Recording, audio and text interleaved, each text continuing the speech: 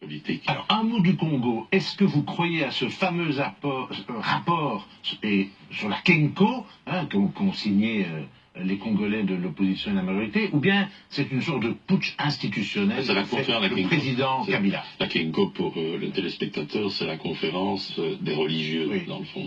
Bon, alors, je n'ai pas le choix. Je pense que... Vous connaissez bien Kabila? Oui, je connais bien Kabila.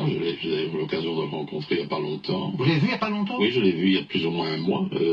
Bon, d'abord à sa demande, et aussi à la demande d'autres instances internationales. Je l'ai rencontré. Je suis J'ai eu un dialogue avec lui qui était extrêmement franc et extrêmement clair. Moi, il ne m'a pas donné le sentiment, lors de cette rencontre, enfin, il voulait en tout cas me convaincre qu'il ne s'accrochait pas au pouvoir.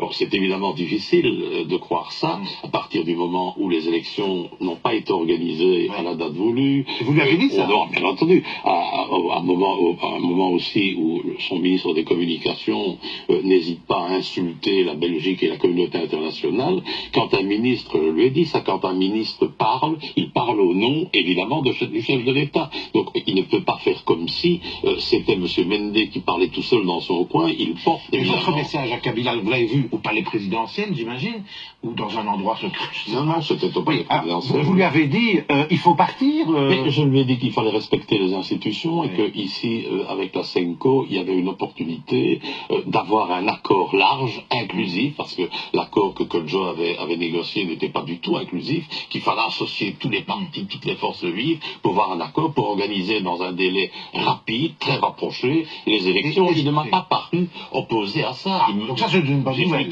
Oui, j'ai plutôt eu le sentiment, en tout cas, au risque évidemment d'être naïf, mais j'ai plutôt eu le sentiment qu'il était prêt à utiliser cette opportunité. Louis Michel, est-ce que vous lui avez dit qu'il vous avait déçu?